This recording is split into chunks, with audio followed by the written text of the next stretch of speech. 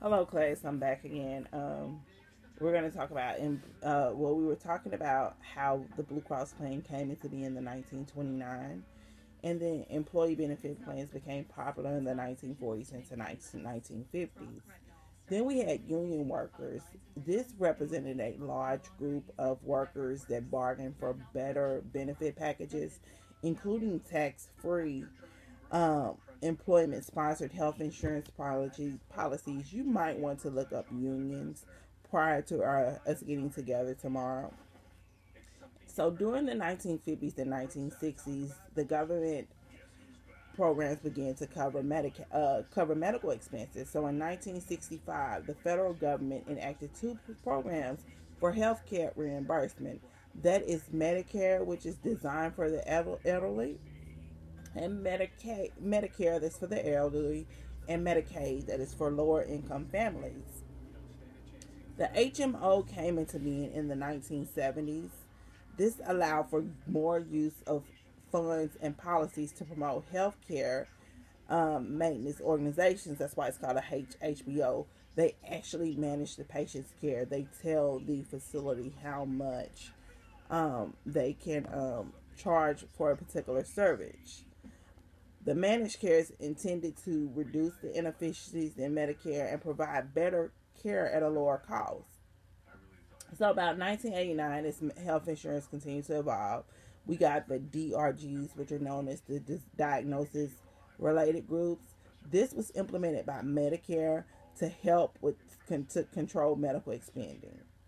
So by 1990s, mid 90s, most Americans were enrolled in health insurance plans that were managed cares.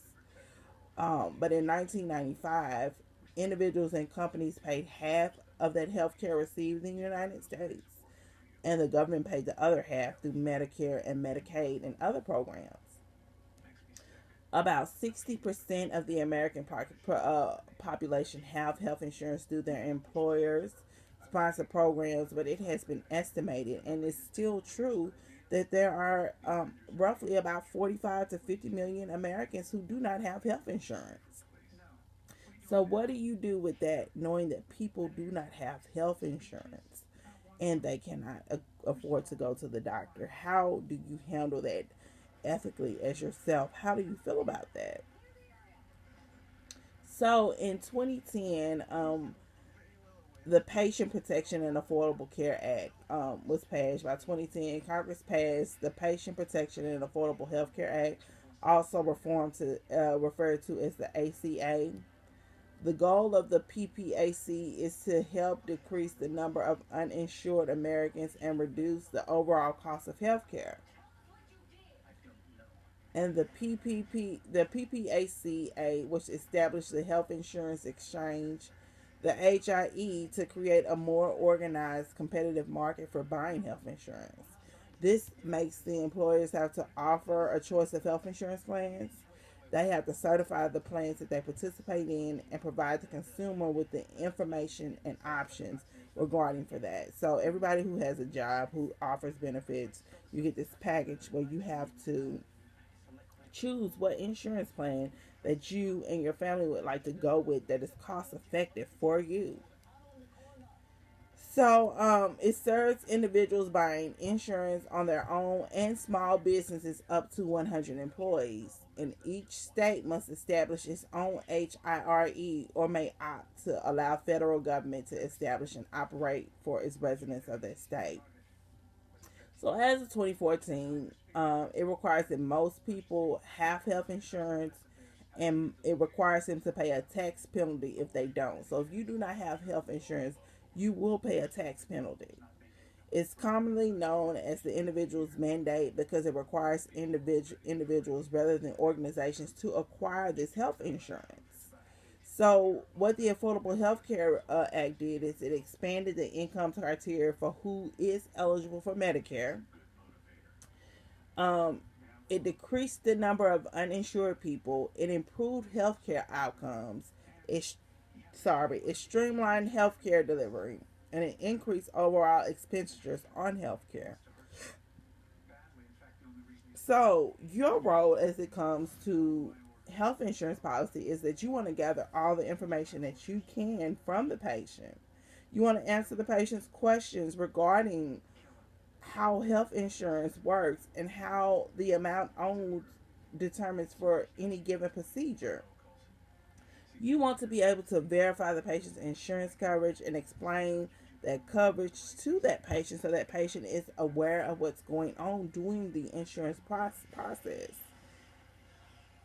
You also want to know how to prepare health insurance claims accurately, follow up on past due claims, and pursue unpaid bills.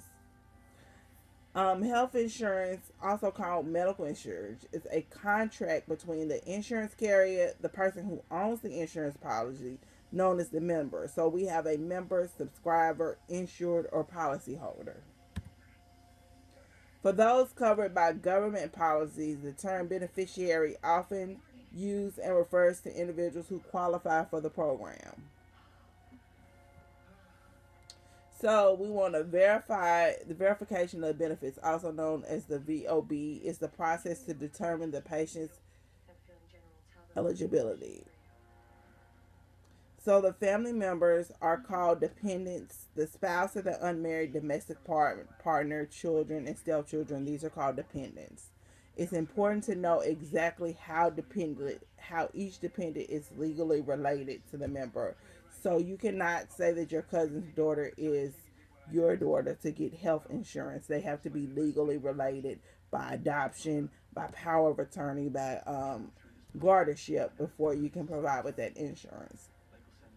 So in order to purchase a commercial health insurance policy, a policyholder pays a premium to the insurance carrier. The healthcare providers establish a fee schedule which lists their charge for each service that they provide.